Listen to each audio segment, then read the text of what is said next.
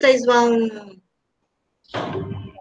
vão entender qual é o objetivo, né, dessa apresentação, que não é só falar da etnozoologia, mas também chamar atenção para essas relações, né, entre os humanos e os animais, principalmente os morcegos, que podem trazer tanto benefícios como prejuízos, né, para ambas as espécies envolvidas.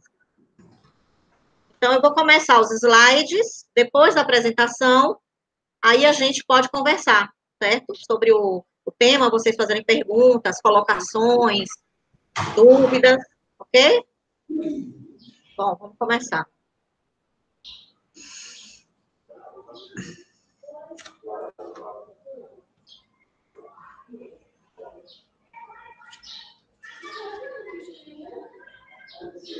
Todo mundo está vendo o primeiro slide?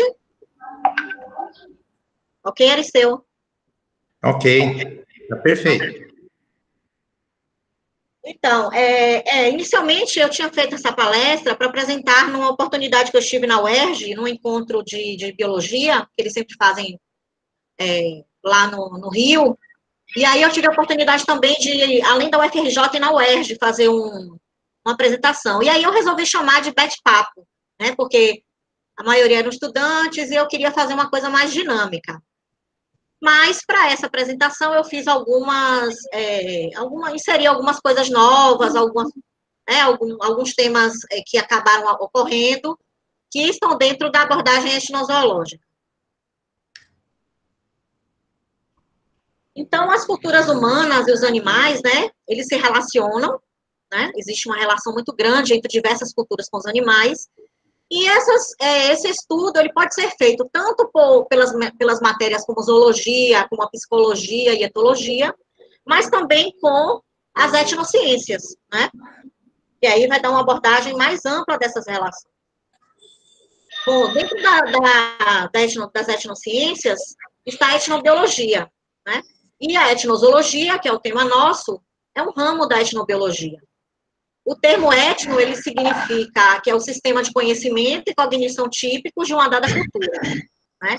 Esse termo, ele surgiu primeiramente no final do século XIX,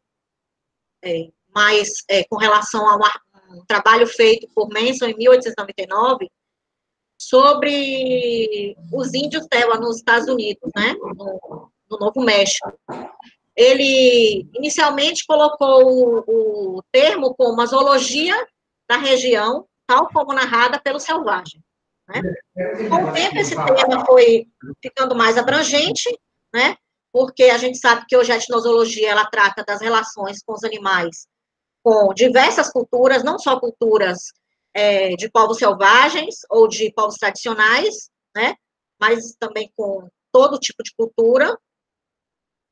E foi nesse artigo que esse tema ficou mais conhecido, foi em 1914, esse trabalho de Wenderson e Harrington, dos índios Tewa no Novo México. Basicamente, ele trabalhou com as relações desses povos com os animais, né, com zooterapia, enfim.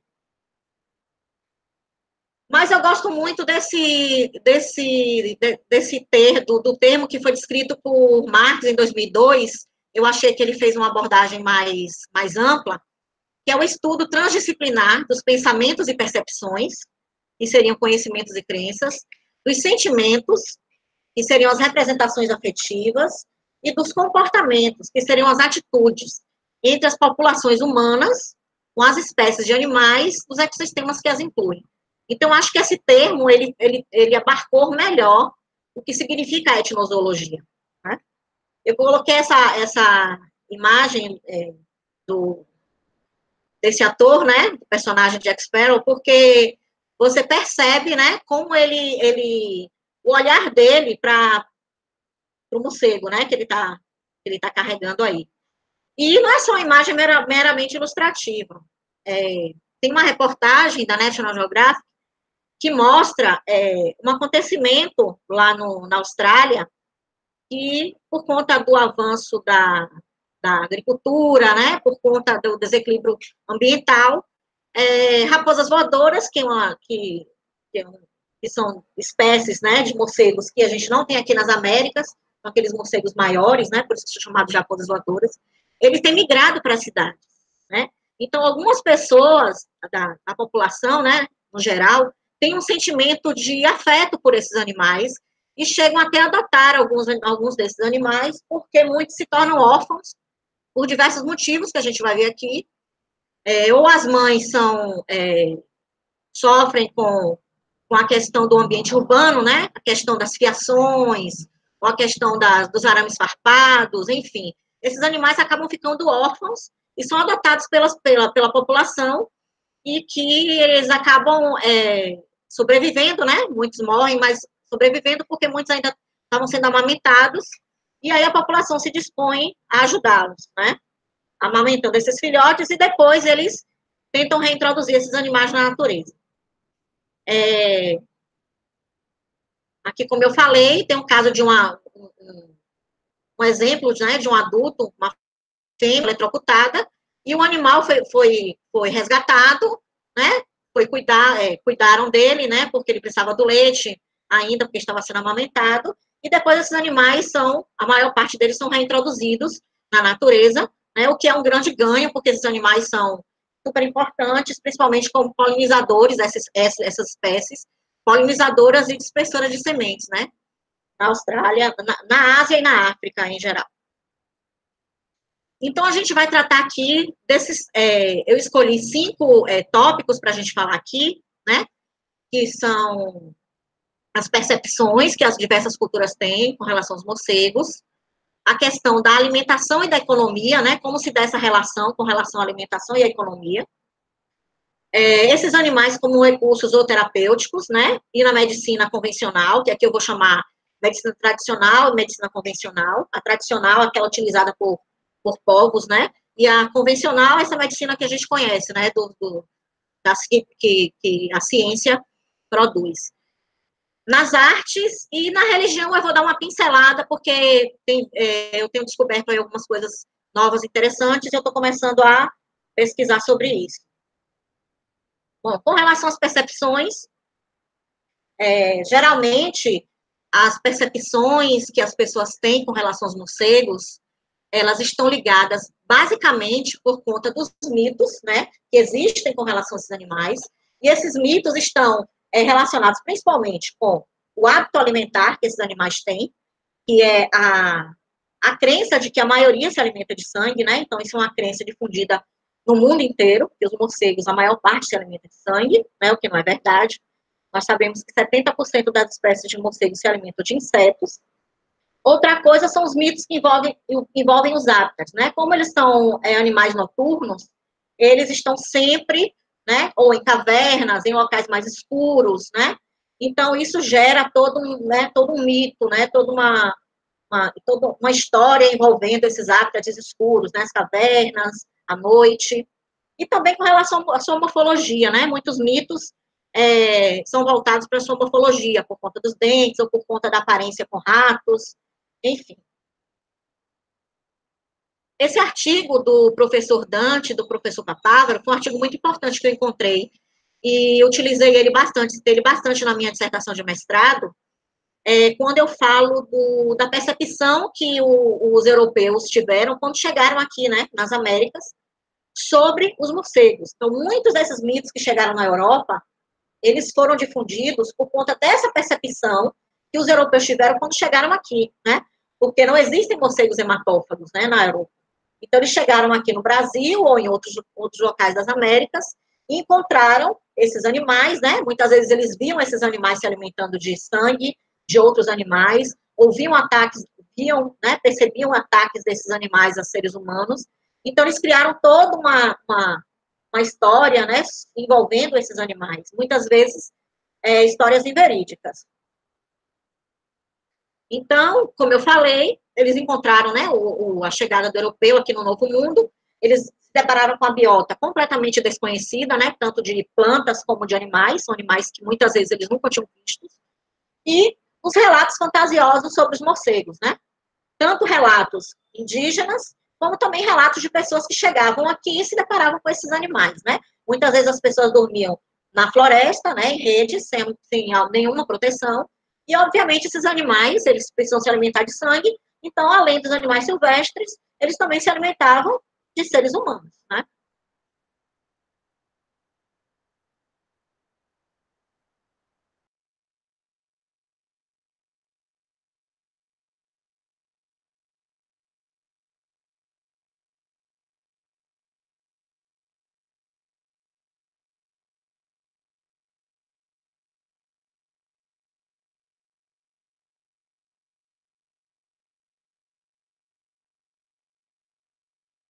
Stander, né, em 1557, quando no seu livro, ele chama de A Verdadeira História dos Selvagens, Nus e Ferozes, Devoradores de Homens, né? Então, ele cita, né, ele fala sobre um tipo de morcego daquela terra, que morde as pessoas à noite durante o sono, nos dedos dos pés e na testa. Então, esse é um relato, realmente, que foi observado e que condiz com o comportamento do morcego hematófago, né? Então, esse relato, de certa forma, é um relato verídico. Jean Deleri, História de uma Viagem à Terra do Brasil, também de Itamérica, de 1578, já começa a narrar esses morcegos com uma visão mais fantasiosa, né? Existem morcegos do tamanho das nossas pequenas gralhas, né? Na verdade, nós não temos uma espécie tão grande assim como as raposas voadoras, né? Nós temos uma espécie aqui, que é uma espécie tem um hábito carnívoro, que é um pouco maior, né? Mas não chega ao tamanho de uma raposa voadora, como ele narra aqui, que seria mais ou menos o tamanho de uma gralha, né? Ela tá. Em 1587, Gabriel Soares fala do tamanho dos dentes dos morcegos, né? Que vivem em lugares escuros, com mordedura peçonhenta, e aí vem a ideia de que os morcegos são venenosos, né? Sabemos que os morcegos não são venenosos, eles não produzem veneno, não tem órgão inoculador de veneno, né? Da peçonha. E aí ele pode ter observado algum morcego Oi? Volta, clica na apresentação de novo, manda apresentar agora novamente, porque ela saiu a apresentação. Houve uma pequena confusão. Apresentar agora, vai lá de novo. Nossa. Não, foi um minutinho só. Mas você quer que volte desde o início? Não precisa voltar desde o início, só retome a apresentação, porque ninguém está vendo mais. Vai no apresentar agora e apresenta de novo a tela.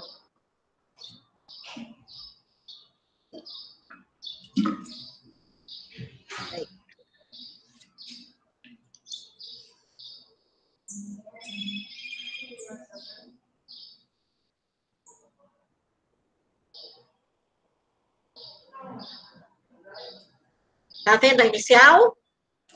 Não, você precisa apresentar agora. Você tem que voltar no Meet. Esqueci. Você não precisa voltar lá no início da apresentação. Era só ir no Meet de novo. Tem que alternar as janelas aí. Isso. Apareceu? Você não está apresentando a apresentação. Isso. Foi agora? Isso, ok, pode tocar. Vai lá. Vou dar uma passada aqui.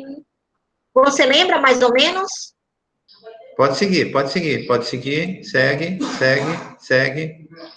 Foi por aí. Bom, então, esses viajantes, eles chegaram aqui, se depararam com né? Com os morcegos, animais, principalmente os hematófagos, que eles nunca tinham visto, e aí começaram a relatar em livros, né? Fazer relatos, e isso chegava na Europa e também se difundia aqui no Brasil. E também ouviam relatos, né? Os índios também tinham relatos desses animais, e aí isso foi criando uma imagem, né? Que muitas vezes era inverídica, né? Sobre esses animais. O tamanho dos morcegos, que eram enormes, né? Que chupavam sangue. Com relação a os hematófagos, realmente eles tinham esse contato, né? Os que dormiam nas florestas, né, nas matas e que não se protegiam, realmente o morcego hematófago, por conta do seu comportamento, ia se alimentar de sangue e acabava mordendo esses, né, fazendo o uso se alimentando do sangue dessas pessoas, E isso causava, né, causava muita indignação, porque eles não tinham mais contato com esses animais. Mas também outras coisas, como a mordedura era peçonhenta, né? Então, isso foi se difundindo também. Até hoje, a gente ouve pessoas relatando de que os morcegos são venenosos, né? O que a gente sabe que não é verdade. Os morcegos não produzem, né?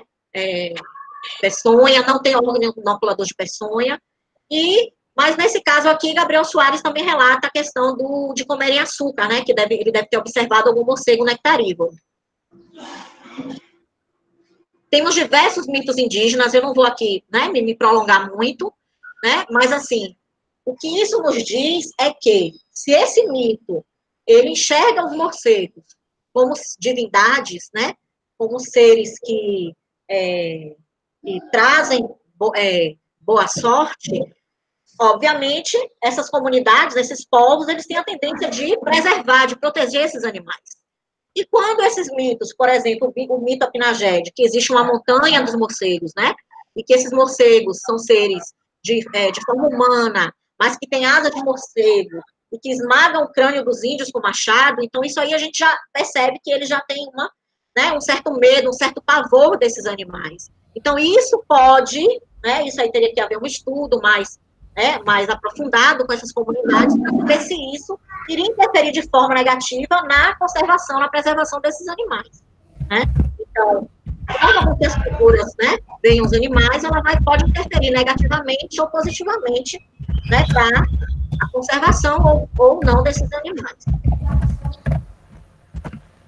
Nesse outro artigo, né, Os Quirópteros do Novo Mundo, a gente pode encontrar um artigo muito interessante. A gente pode encontrar eu encontrei mais 2 mitos aqui para citar para vocês, mas tem uma série de outros relatos, né? Por exemplo, os Tupinambá acreditam que o fim do mundo será precedido pela desaparição do Sol, devorado por um morcego, né? Então, a imagem que eles têm dos morcegos é essa, né? Já os Tupi-Guarani, os morcegos estão associados ao terror, né? Então, também uma visão negativa desses animais, né? Um mito que é difundido entre as culturas deles. Os Catuquina também tem um mito de que existia um homem que virou morcego, né? E que passou a se alimentar do sangue dos moradores, né? Da aldeia. Esses índios, eles são do estado do Rio Amazonas também. Então, de certa forma, também é uma aparição negativa, né? Relacionada ao morcego, onde vai se alimentar do sangue das pessoas, né? Na América Central, a gente pode encontrar tanto visões positivas quanto visões negativas sobre os morcegos, né? Na América Central, no geral, é uma das divindades mais notáveis, né? Esses animais, eles são cultuados muitas vezes para que haja uma boa colheita, para que haja um bom parto, né? Foi encontrado inúmeras urnas de cerâmica, esculturas, pinturas, né? Em escavações arqueológicas com esses animais. Muitos estão em museus, né? Eu tive a oportunidade de ver, antes do Museu Nacional, ter aquele acidente horrível, né? E a gente perder tudo aquilo que tinha lá, né, de importante. Eu tive a oportunidade de ver na sessão pré-colombiana imagens, né, que chamam zoomórficas, né, morcegos, né, vasilhames ou esculturas desses povos que adoravam esses animais. Para os astecas, eles representam a morte, mas também são associados à cultura do milho e da fertilidade, como eu citei aqui. Maias são associados também às trevas, deus da chuva, enfim. Os zapoteca, também deus da fertilidade e da agricultura. Bom, com a chegada dos espanhóis nessa região, onde tinha esses povos, infelizmente, por imposição de novos costumes, boa parte dessa cultura ela se perdeu, e a gente pode encontrar hoje algumas representações, né, como eu falei, nesses museus, através do que eles produziam, né, de cerâmica, de escultura, mas a chegada dos espanhóis, ela suprimiu bastante essa parte cultural, e esses povos tiveram uma grande perda, né, nesse sentido cultural. Essa foi uma escultura encontrada, né, uma das escavações feitas, que é a representação do deus Camazotes, né, que é o morcego da morte. Os maias temiam, né, e era associado à morte, ao sacrifício, e eles chamavam de Camazotes. Pela morfologia, parece ser a morfologia do morcego hematófago, principalmente por conta dos dentes, né, que eles representavam como se fossem os caninos que são desenvolvidos, quando na verdade são os incisivos, né, que são desenvolvidos, e a morfologia do nariz, né, em forma de ferradura, que é a morfologia do morcego hematófago. Uma parte de algumas culturas associam os morcegos a ratos. O próprio nome morcego, em português, né, em espanhol também, ele significa rato, mas, né, a outra parte da palavra, cego, né, do latim mus, que significa rato, e cego, que seria caecus, né, cego. Em germânico, o nome quer dizer rato voador, em francês significa rato careca. Então, até hoje, em estudos etnozoológicos atuais, a gente sempre vê a população, boa parte dela, associando morcegos a ratos, né? Como se não fosse uma outra ordem, né, a Chiroptera, mas sim como se eles fossem pertencentes à ordem Rodentia, né, a ordem dos ratos. Também é muito difundido que eles são chupadores de sangue. Todo morcego é chupador de sangue. Então, muitas pessoas dizem isso, que atacam suas vítimas durante a noite, né? Sugam o sangue até matar suas vítimas, né? Então, existe também essa crença de que o morcego suga todo o sangue, quando a gente sabe que é impossível o morcego daquele tamanho, por exemplo, sugar o sangue de um cavalo, de um boi, de um ser humano, até que essa pessoa ou esse animal morra, né? Bom, e também existem simbologias e significados, como eu já falei, né, no Oriente, Norte, na África, boa parte da África, vem esses animais de forma positiva, principalmente como símbolo de inteligência, porque, ao contrário do que dizem, né, que os morcegos são cegos, lá eles acreditam que eles veem muito, né, e eles são muito inteligentes, enxergam, né, muito bem. Na China, chega a ser sinônimo de felicidade e longevidade, né. Aqui tem uma imagem de um símbolo chinês que é muito comum, que significa, são 5 morcegos, né, que significa as 5 felicidades: riqueza, longevidade, tranquilidade, culto da virtude, saúde e boa morte. Essas pessoas chegam a entregar presentes para recém-casados e pessoas que fazem aniversário, para lhe trazer boa sorte, né, presentes com esse símbolo na embalagem, né, do presente, para lhe transmitir boa sorte. Então, existem estudos acadêmicos, né, sobre mitos, sobre essas lendas e percepções. Esses estudos, eles são ou pontuais, ou seja, ou eles trabalham com um grupo de pessoas, né, por exemplo, um grupo de alunos, né, um grupo escolar, ou um grupo de trabalhadores rurais, né, ou um grupo indígena, né. A gente não vê muito esses trabalhos, assim, mais abrangentes, né, a população de um município, né, de um determinado local onde tenha mais pessoas. No meu trabalho do mestrado, né, além de falar sobre aspectos biológicos e mitológicos, eu fiz um estudo etnozoológico com a população do município de Feira de Santana. Então, eu fiz um estudo, e nesse estudo eu entrevistei 200 pessoas. Essas pessoas, tanto da zona rural como urbana, acerca da percepção que elas têm sobre os animais. Um outro estudo também foi feito por Sávio. Sávio foi um aluno da graduação de biologia. Ele não está mais entre nós, né? Mas ele fez um trabalho muito, muito interessante, um TCC de uma monografia, né, de final de curso. E ele fez um trabalho muito parecido com o meu, só que na cidade de Vitória da Conquista. Então, eu vou falar um pouco dos resultados desses trabalhos. Aqui foi a entrevista semi-estruturada que eu fiz com as pessoas que eu entrevistei, né? Basicamente, as pessoas tentar classificar o que é o morcego, né? Tentar fazer uma classificação, a reação a encontrar, se sabe de que eles se alimentam, quais os tipos de morcego, né? Para ver se eles têm uma noção de diversidade, se conhece alguma história ou lenda, ou se serve para curar alguma doença no ser humano, né? Já que eu abordei também o aspecto zooterápico. Enfim, Fiz essas perguntas, a importância, se tem importância para a natureza, e aí eu encontrei, né, eu vou divulgar aqui alguns resultados, que aparece, é muito comum aparecer em outros trabalhos também. Nesse caso aqui, eu encontrei, com relação à classificação, né, tem a zona urbana, a zona rural, né, tá aí, dá para vocês perceberem, como na zona urbana, 57% das pessoas classificaram os morcegos como mamíferos, né, e, em segundo lugar, aparece como inseto, né, as pessoas ainda acham, na zona urbana, que os morcegos não são mamíferos, são insetos. Também apareceu a classificação rato, ave e até vampiro, né, na zona urbana.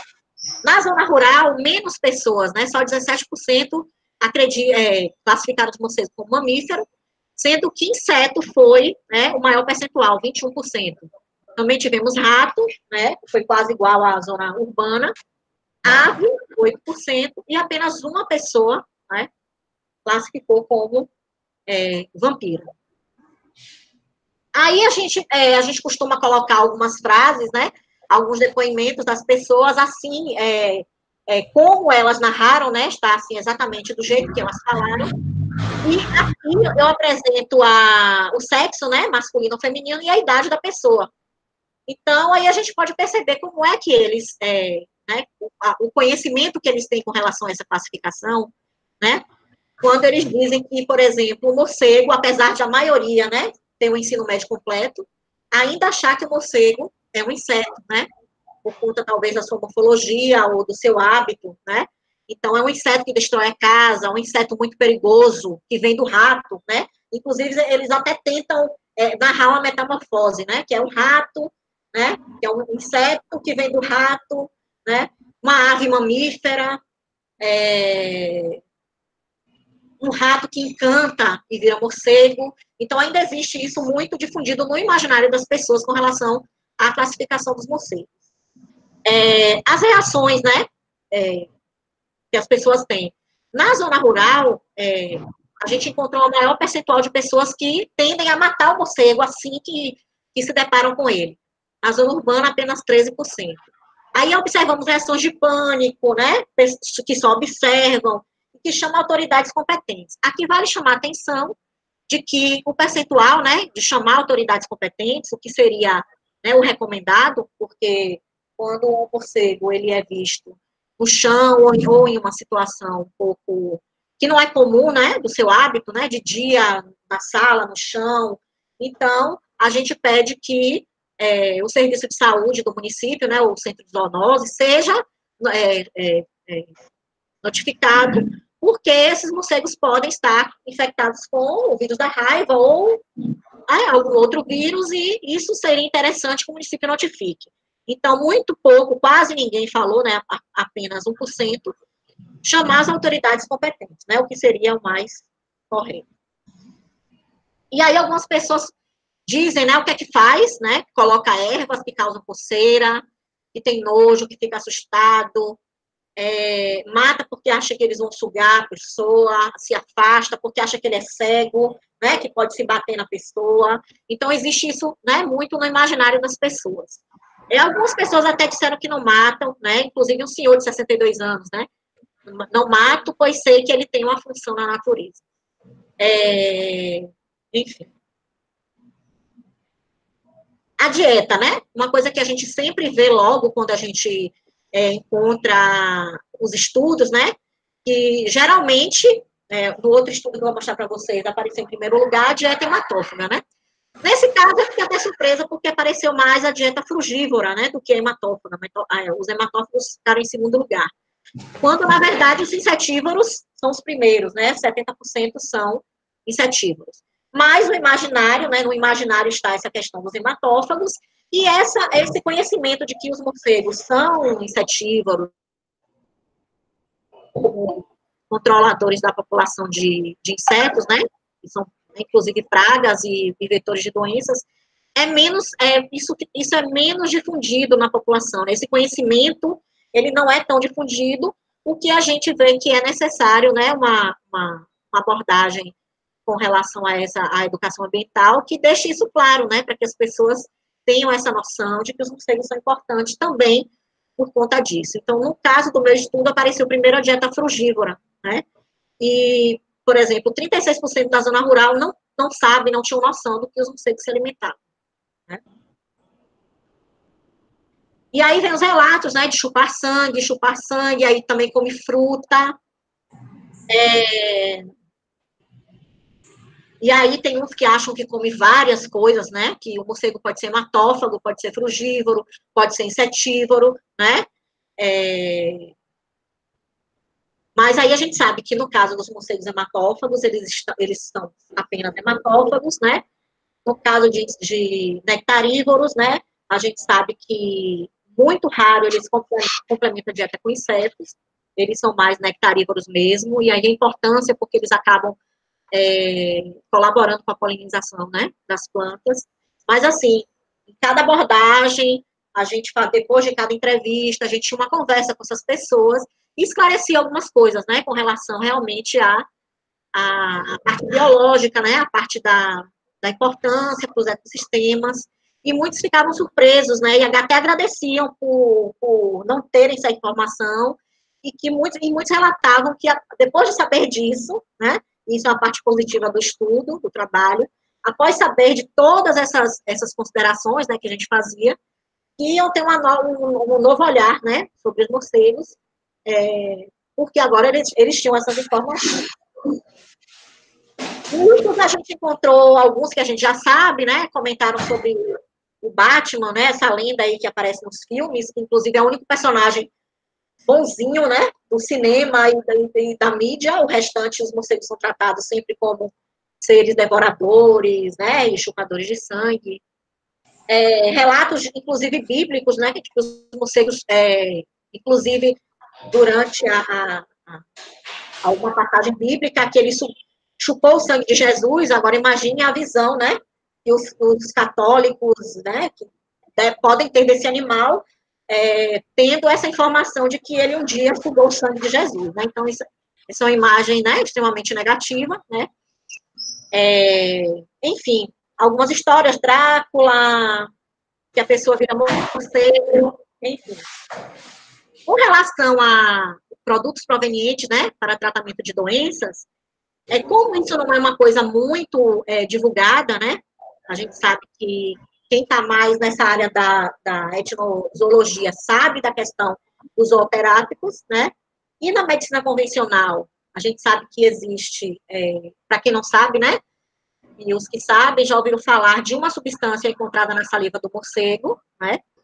Que é uma proteína, que foi até chamada de draculina, que está sendo estudada para a cura de doenças vasculares, né? Por conta da ação anticoagulante. Mas essa população não tem essa informação assim difundida. Então, 54% na zona urbana diz que não serve, né? Que nada que eles produzam ou eles não servem. Na zona rural, 68% das pessoas, né, acham que não. Pode servir na zona urbana 12%, 18% na zona rural, né? E 34% não souberam responder na zona urbana, na zona rural 14%. Então, a gente vai falar um pouco mais para frente um pouquinho sobre isso, né? Sobre os morcegos utilizados na medicina tradicional e convencional. E aí, alguns relatos, né? Acho que não, mas na Terra tudo tem uma utilidade, né? Os mais sábios, né? Falam isso, que tudo tem uma utilidade, deve servir. As pessoas, alguns desconhecem, acham que não, que é venenoso. Um garoto de 20 anos citou, né? Comentou sobre a saliva, que tem ação anticoagulante. Ele pode ter visto isso em alguma reportagem, né? Algum estudo, ou o professor falou, né? E aí alguns dizem que não, que tem muitas bactérias, né? Mas a ciência evolui, é bem capaz que serve. Então, relatos assim, né, que demonstram dúvidas e algumas certezas de que não serve. Na alimentação humana, principalmente, as pessoas negam isso e têm aversão. É natural, porque é um hábito incomum, né? Mas a gente sabe que existe, vou falar um pouquinho mais para frente. Então, os relatos, né? Deus me livre, ou então só para predadores não humanos, ou então servem só em programas de TV, achei engraçado isso. Algum lugar da África, né, pode comer, na Ásia. Engraçado que um senhor de 83 anos disse, não, só se for lá para os Estados Unidos, que comem tudo que não presta. Né? Na China e em Cuba, sim, eu não sei qual foi a relação que ele fez aí com, talvez, comunistas, né? E aí, outras vezes serve, né? Tem gente que come formiga e barata, né? Heraldo, se Heraldo estiver aí, então, se come formiga barata, pode comer morcego. Sobre a importância para o ser humano e para a natureza, o que a gente pode observar, né, vocês podem dar uma olhada aí nas frases, é que a gente percebe que as pessoas não se colocam como membros da natureza, eles se colocam uma parte da natureza. Porque uns dizem, para o ser humano eu não sei, mas para a natureza sim. Né? Ou o contrário, para o ser humano não, mas para a natureza sim. Então, é como se o ser humano ele estivesse desvinculado da natureza. Né? Existe um pouco dessa ideia, né? Mas sabemos que a partir do momento que ele, por exemplo, ele se alimenta de insetos, né? Então, ele vai favorecer diretamente os seres humanos, né? Por conta não só de retirar pragas, né, do ambiente, pragas agrícolas, mas também vetores de doenças, né? Que podem ser transmitidas aos seres humanos. Gonçalves encontrou algumas coisas parecidas, como ele não fez gráficos ou né, para poder demonstrar a pesquisa, ele fez relatos teóricos, eu só destaquei aqui algumas coisas. O questionário dele foi um questionário mais objetivo, né, de marcação, é até melhor para trabalhar. E aí, ele também encontrou que morcegos são venenosos, né? Então, isso é uma percepção que as pessoas têm, realmente. 11% disseram que os morcegos são venenosos. Inclusive, um relato de que um amigo teria sido picado, né? Como a gente sabe que não existe o órgão inoculador. Que os morcegos transmitem doenças, né? Mais da metade da população acham que sim, ou seja, existe a ideia de que todo morcego tem algum micro-organismo que vai transmitir doença. Quando, na verdade, a gente sabe que nem todo morcego ele é portador de algum micro-organismo, né? Com relação a prejudicar o meio ambiente, né? 23% acreditam que eles prejudicam o meio ambiente de alguma forma, né? Só 1% demonstrou simpatia pelos morcegos. Outra coisa, 60% demonstram possuir nojo e medo, né? Que seria também a questão da reação. Então, é bem parecido. Uma coisa que eu não fiz, ele listou algumas expressões e ditados, né? Que as pessoas costumam falar, né? Cego que nem morcego, passarinho que vive com morcego dorme de cabeça para baixo, mulher feia e morcego só sai à noite, né? Feito morcego que morde a sopra, morcego à noitinha, bom tempo adivinha. Então, são ditados populares, né, que são transmitidos, né, de geração para geração, que estão aí nas diversas culturas, e que, por vezes, né, demonstram uma certa visão negativa desses animais, né. Bom, aqui tem outros relatos. Boa parte daqueles que classificam os morcegos como ratos não nem chegaram ao ensino fundamental, né, não tem o ensino médio completo, então isso também tem uma relação com a questão a questão, né, do aprendizado na escola, né, que a gente sabe que em ciências, biologia, a gente comenta, os professores comentam sobre isso, né, e quanto maior o nível, educacional, a tendência é que você tenha informações mais condizentes com a biologia realmente do animal, né? Em outros casos, a gente observa pessoas com ensino médio e até superior que ainda acham, né, por conta da questão do imaginário, da morfologia, que os animais, né, que esses animais não são insetos, não são mamíferos. Bom, com relação ao recurso alimentar,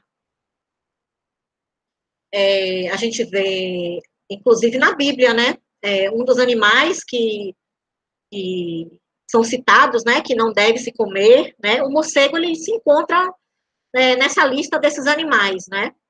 Inclusive, ainda nessa época, esses animais eram vistos ainda como aves noturnas, né. Ainda não se tinha o sistema de classificação, né, que colocava esses animais no grupo dos mamíferos, né. Em outra passagem também, ele está entre as aves, as limpas, que comereis, né? Existem as limpas e as que não comereis, e os morcegos estão incluídos nessas aves, que não podem ser comidas. Então, isso é difundido, né, culturalmente, né, dentro dessa religião, né, e aí as pessoas têm essa visão de que os morcegos, né, jamais podem ser comidos ou não. Outras culturas, né, vêm de forma diferente, a gente sabe que, principalmente na Ásia e na África, esses animais, né, são utilizados como alimentação. Mas não é só fora aqui das Américas, né, do Brasil, já foi registrado indígenas, né, se alimentando de morcegos. Esses pesquisadores registraram isso, indígenas da Ambiquara de Mato Grosso. Os Craô, da terra indígena da Craolândia, no Tocantins, também já foram vistos se alimentando desses animais. Suruá, não sei se é assim pronuncia, também no estado do Amazonas, né, se alimentando. Então, indígenas, populações tradicionais indígenas, se alimentam desses animais. Também os Canela, no estado do Maranhão, a Pinagé, ou a Pinaé, no estado do Tocantins, né, já foi registrado o consumo de morcegos por ele. Catuquina, né, inclusive, tem um relato de um pesquisador, onde ele estava buscando achar algum informante que pudesse falar sobre esse hábito, e aí ele se depara num café da manhã, na frente da casa, um café da manhã, com adultos e crianças assando morcegos inteiros numa fogueira, né? Os morcegos são coletados próximos a caixas de banana, justamente quando eles vão se alimentar do fruto, né? Ou polinizar, porque os morcegos, eles polinizam também a bananeira. E aí, nos países asiáticos, são iguarias, China, Vietnã, Camboja, algumas ilhas do Pacífico. Em Palau, onde tem um vídeo que foi muito difundido, inclusive até um vídeo que foi dito que foram chineses, na verdade isso foi desfeito depois, né, com essa onda do coronavírus, né, pela questão dos animais que poderiam estar infectados e poderiam estar sendo consumidos, e por isso o vírus poderia ter se espalhado, né, outros vírus também, mas na verdade esse vídeo foi de Palau.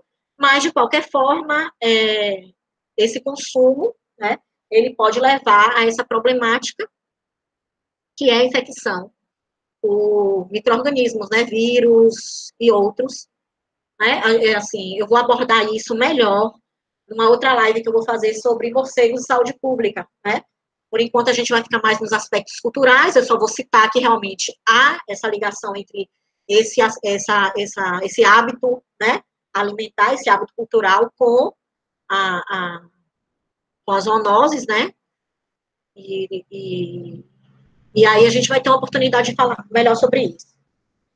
Então, esses animais, eles são consumidos, né, geralmente eles são cozidos ou assados, e isso poderia matar os micro-organismos, mas não é só nesse momento que a infecção pode ocorrer, né, pode ocorrer também, esse aqui que é a foto do vídeo, né, que mostra essa moça se alimentando, né, do morcego. E aí, a grande problemática é a manipulação desses animais nas feiras, né, e no momento da caça, né, no momento de capturar esses animais, que alguns podem estar sangrando, né, a pessoa ter contato direto com urina, com fezes ou com sangue desses animais. Então, eles são manipulados nas feiras e no preparo, né, do prato. Então, as pessoas podem ficar nesse momento também. Aí tem alguns exemplos das iguarias, né, que são, inclusive, bastante divulgadas, né, como iguarias, e são pratos que são caros, né, vendidos em restaurantes. E também aquelas pessoas que vão caçar para subsistência, né, para utilizar como alimento mesmo, por falta de uma outra proteína, né, de origem animal, né, que não criam animais, não costumam criar animais, ou que não têm condições, então eles vão se alimentar desses animais da floresta, né? Aqui a gente tem exemplo desse maior no canto esquerdo, né? São morcegos, né? Grandes, os chamados raposas voadoras. Aqui no cantinho a gente tem, pela morfologia, a gente vê que é um roedor, né? Pela dentição, também é um roedor, que eles também se alimentam bastante, né? Que pode ser uma outra fonte de infecção, que é a alimentação, né? De roedores. Então, aqui tem outros exemplos aí, sopas, ensopados, com molhos, aqui mais uma vez mostrando o preparo, né?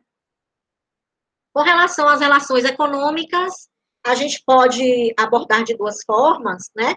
Ou essas relações, elas podem trazer lucros, né? As relações com os morcegos, elas podem trazer lucros ou prejuízos, né? Esses prejuízos, eles podem ser financeiros ou prejuízos ambientais, né? Que acabam, né, indiretamente também sendo prejuízos financeiros. Por exemplo, a caça, ela pode trazer lucro para as pessoas que estão vendendo, né? Mas também elas podem levar à extinção de algumas espécies. Geralmente, essas pessoas, elas têm uma cota para caçar, né? Só que, assim, a maioria do comércio ilegal, da caça ilegal, acaba extrapolando essa quantidade de animais, e em muitos locais já se pode ver o declínio de algumas espécies, né? Principalmente raposas voadoras, que são mais cobiçadas por conta da quantidade de carne, né? De músculo, né? De musculatura para ser vendida, né? Com relação a prejuízos, né, relacionados ao declínio das espécies, foi feito um estudo, né, por exemplo, se determinada espécie de morcego insetívoro desaparecesse, né, foi feito um estudo, e esse estudo, um desses estudos, né, foi feito até também com colaboradores, né, e o professor Thomas Kans, eu fiz questão de colocar a foto dele aí, porque o professor Kans, ele faleceu, se eu não me engano, no mês de março, né, início de abril, foi um pesquisador, assim, que colaborou muito para o estudo dos morcegos, e nesse estudo ele relata que uma determinada espécie, né, essa espécie que eu mostrei aqui, Epithecicus fuscus, né, indiana nos Estados Unidos, é uma espécie que costuma se alimentar muito de insetos, né?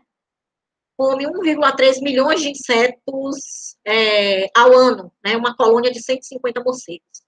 Então, se o desaparecimento, se essas espécies desaparecessem, iria ser um grande prejuízo, porque se elas não retiram esses insetos do ambiente, né?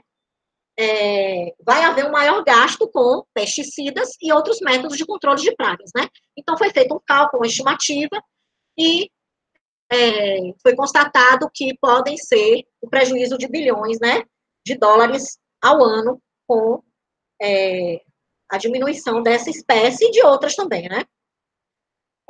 Uma outra coisa que vem causando a morte de outro fenômeno, né,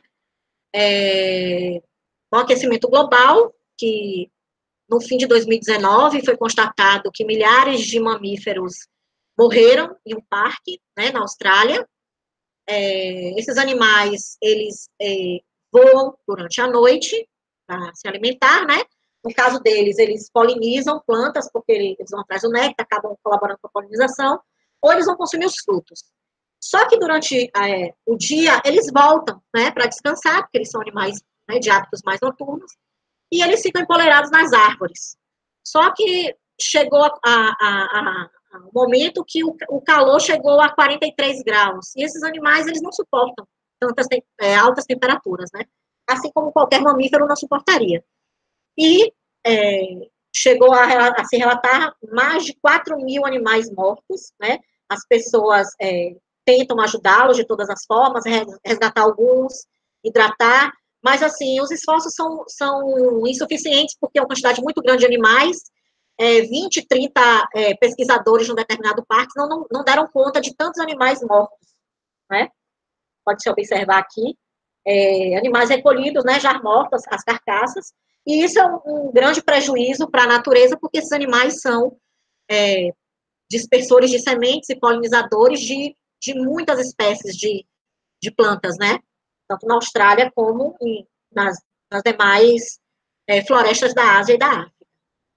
Um outro problema que foi constatado no inverno, desde o inverno de 2006, nos Estados Unidos, pesquisadores têm observado em algumas cavernas a aparição de morcegos com, foi chamado de fungo do nariz branco. Eles detectaram que foram fungos, né, que estavam atacando esses morcegos, milhares de morcegos foram mortos pelo ataque desses fungos, o que também ocasionou o declínio de espécies e, consequentemente, né, um prejuízo ambiental, porque esses animais, né, se alimentam de insetos, né.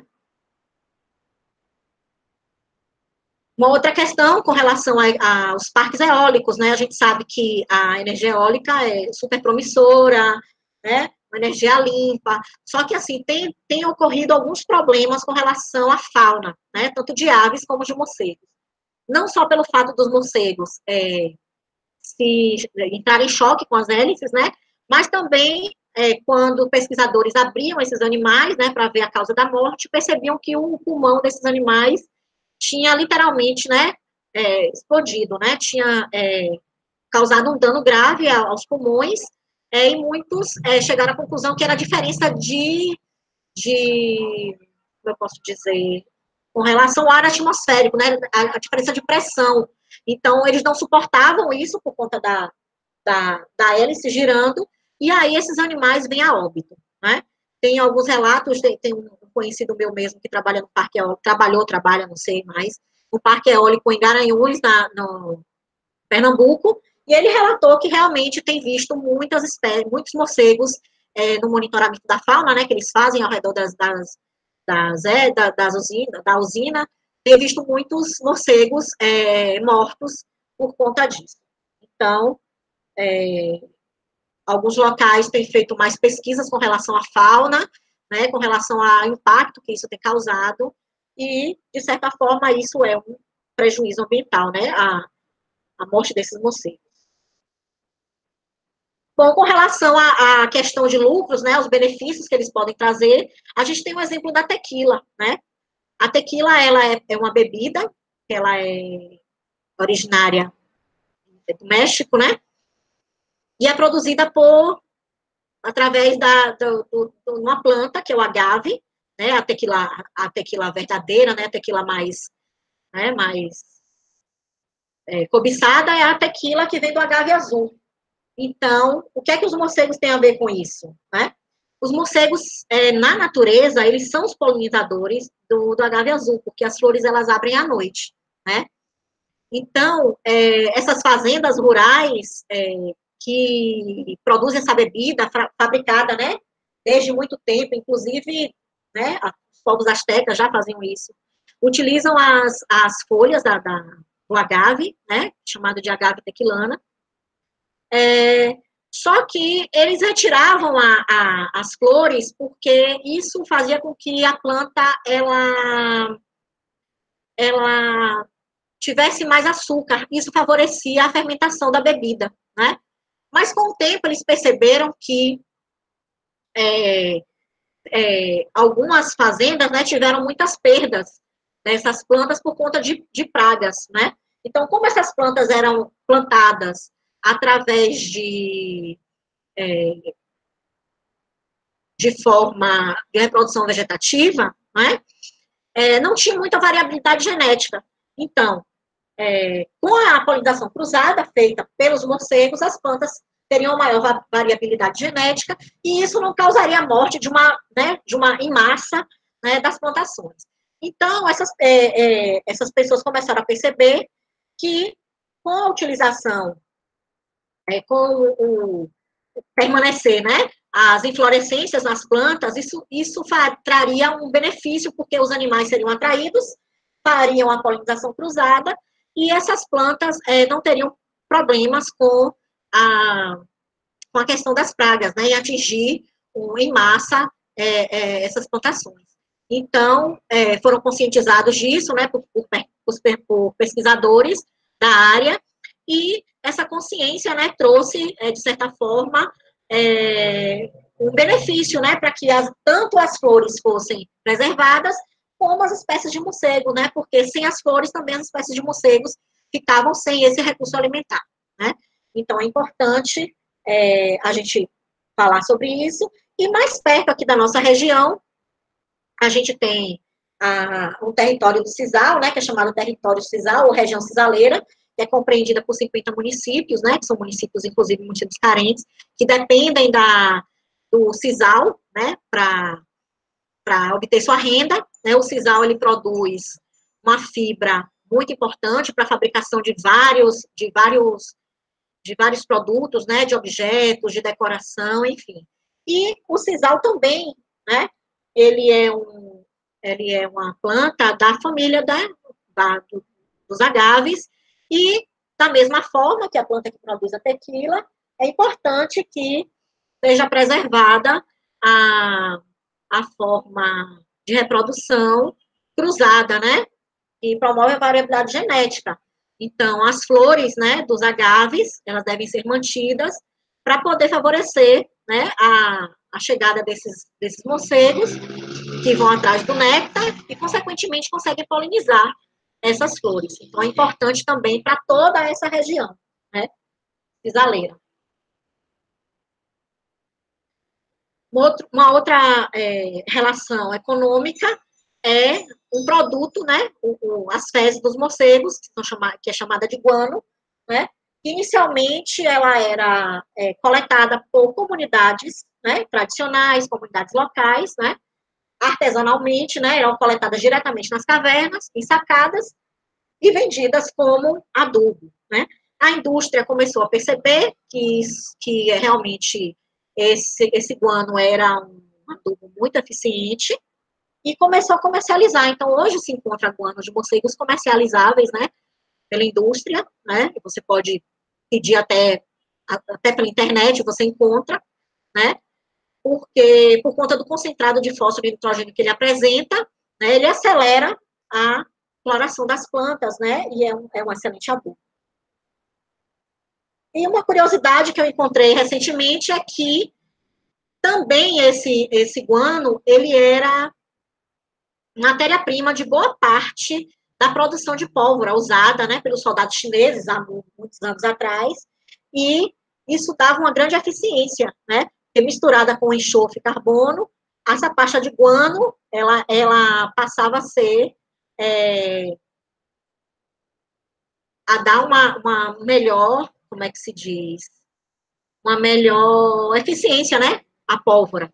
Então, como a pólvora é muito utilizada nas guerras, a China lucrou muito com isso, né, e vendia muito, exportava muito esse guano misturado com a pólvora, né.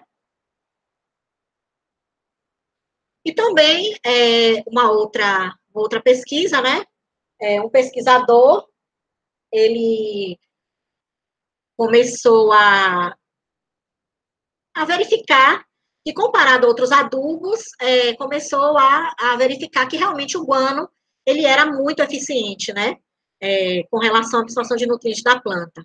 E aí, as comunidades que hoje no Uruguai estão cultivando maconha, né, para uso medicinal, né, e começaram a perceber também que esse guano dava uma melhor absorção às plantas, e os pesquisadores, juntamente com esse largo cultivo de maconha, essa pesquisa, ela começou a se difundir também, né, para provar que realmente o guano era eficiente, né, com relação à absorção de nutrientes.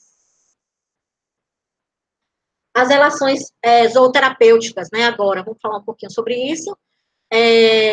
Esse artigo foi um artigo que eu encontrei falando sobre, como se fosse uma compilação, né, de diversos relatos, né, de implicações, inclusive, no uso etnomedicinal e também implicações para a conservação. Então, até que ponto a utilização desses animais, né, como zooterápicos, podia influenciar na conservação das espécies. Estava acontecendo algum tipo de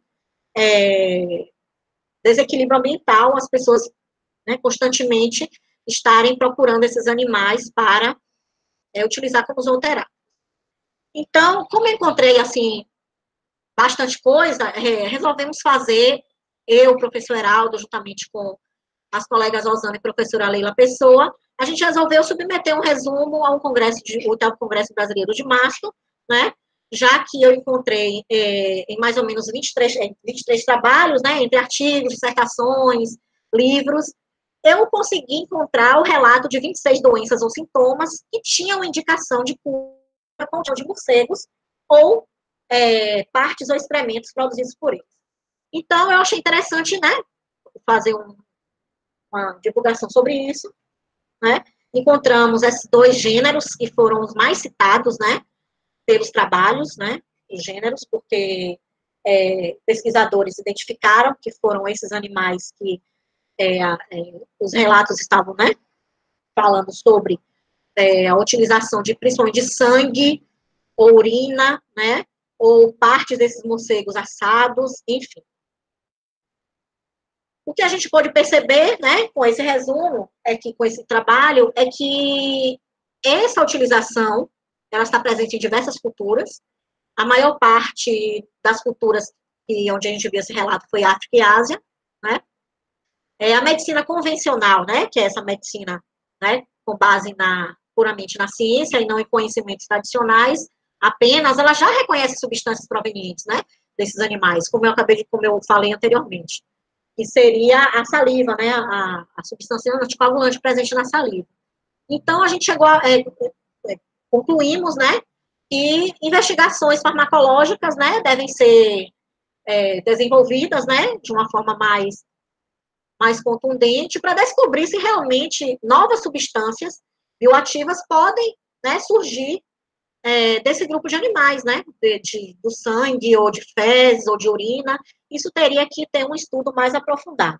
Então, aqui eu vou fazer alguns relatos, né, inclusive são relatos bastante antigos da utilização desses produtos ou derivados, século VII a.C., né, já se relatava isso, foram encontrados textos médicos, né, descrevendo esses animais sendo utilizados para calvície e perda de pigmentação, né, da pele, que poderia ser o vitiligo, né, essa perda de pigmentação poderia até ser o vitiligo.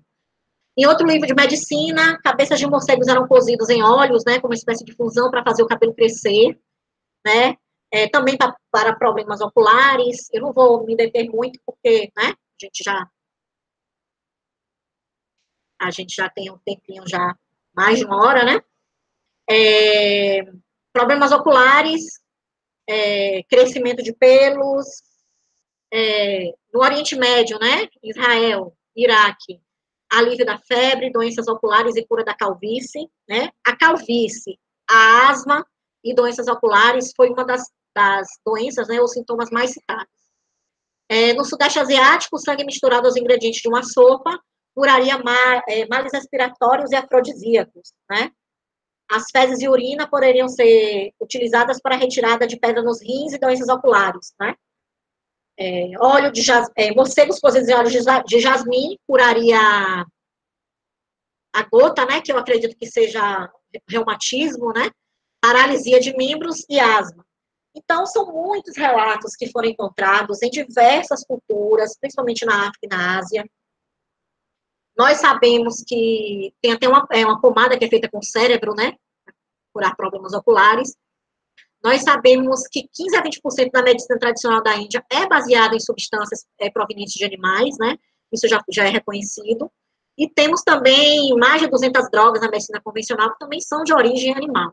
Então, por isso que a gente chegou a essa conclusão, né, no nosso estudo, na nossa compilação, de que talvez pudesse dar mais atenção a esse estudo, né, para ver se realmente são esses produtos provenientes desses animais sejam realmente efetivos para esses males que são representados. O que sabemos é que isso foi passado de geração em geração, né, e que também temos que ter consciência de que há o perigo, né, de ao entrar em contato com esses excretas, né, com sangue, com fezes, há o perigo de infecção, nós sabemos disso.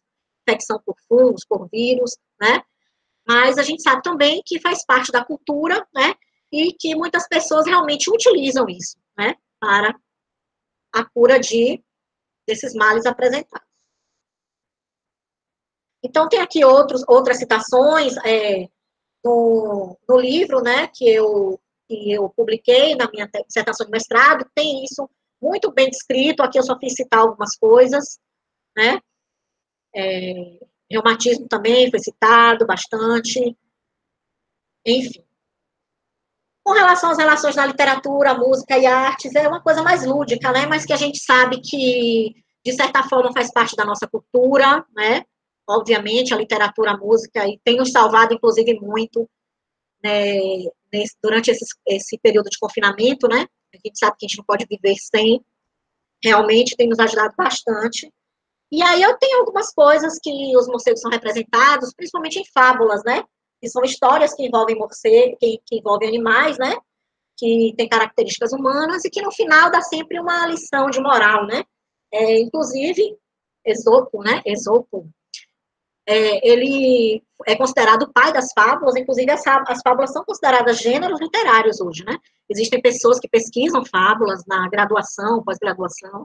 Então, tem descrito aqui também, no meu livro, tem descrito também, né? 3 fábulas, onde os morcegos estão envolvidos, né? Super interessantes. Então, inclusive, o Morcego e a Doninha, o Morcego e as Aves, é bastante interessante a fábula. Eu não vou descrever aqui porque a gente não tem muito tempo. E todos conhecem, né, o livro de Drácula, onde os morcegos estão presentes, né, a todo momento, mais uma vez associados ao mal, à alimentação por sangue, a castelos, à noite. Isso tudo a gente sabe que influencia, né, principalmente porque a gente sabe que morcegos hematófagos, né, Drácula, que se alimenta de sangue, se transforma em morcego, não existe, né, no Velho Mundo, né, só nas Américas, mas, enfim, esses relatos, né, de acabaram influenciando o próprio Bram Stoker, né, que é o autor desse clássico, né, mas baseado numa história, né, de um homem que viveu realmente, o Vlad III, né, Drácula, por que Drácula? Porque ele vem de uma linhagem, né, seus pais, né, eram pertencentes a uma ordem, né, a Ordem dos Dragões. Então, Draco significa dragão. Então, tem toda uma história envolvida nisso, e Bram Stoker se, né, apropriou dessa história e acrescentou a fantasia, né, e aí criou esse clássico, que hoje é difundido, todo mundo conhece essa história, e tem várias edições do livro, e isso acaba ficando no imaginário, né, nosso. Bom, na literatura infantil, a gente tem tido um ganho muito grande com relação à educação ambiental, né? Eu coloquei aqui para vocês alguns livros que eu pesquisei, coloquei uma sinopse de alguns, né? Que bom que todos eles mostram a visão positiva dos morcegos, né? Ou sua importância, na natureza, né? Ou no equilíbrio, né? Com relação aos insetos. Então, isso é muito importante, porque as crianças lendo, né, esse tipo de literatura, né, são influenciadas positivamente, né, a não crescerem com essa visão negativa, né, dos morcegos. E as crianças também são influenciadoras, as crianças influenciam em casa também, né, elas aprendem na escola, elas levam para casa, compartilham com os pais, compartilham com os colegas, então isso é muito importante. E pensando nisso também, na época em que eu estava fazendo a dissertação de mestrado, eu escrevi esse livro, alguns de vocês conhecem, alguns de vocês têm, Tem Morcegos no Meu Telhado, que é um livro também que tenta desmistificar um pouco esses animais, né,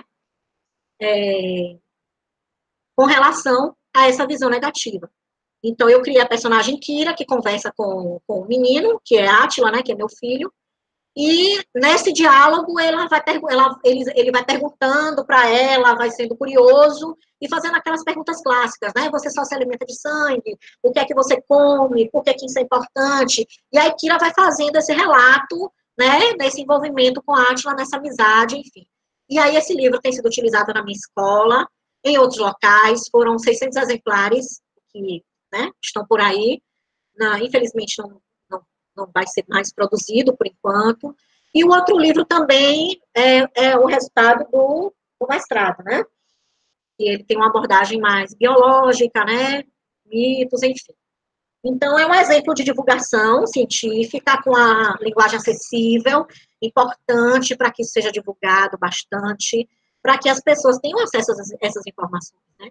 Porque a academia fica muito restrita, né, ali nos seus muros, né, em seus grupos, né, de lives restritos, mas a população precisa ser informada, né, e essas informações têm que chegar a todo o público, né, em geral, essas pessoas precisam saber, inclusive, são coisas que influenciam diretamente na saúde, né, na saúde pública, né, o perigo de entrar em contato com animais silvestres, com morcegos, né, que deve se notificar sempre, enfim, principalmente por conta da raiva, né, que é uma doença letal e que tem que ser tratada de modo rápido, né, por conta da sua letalidade.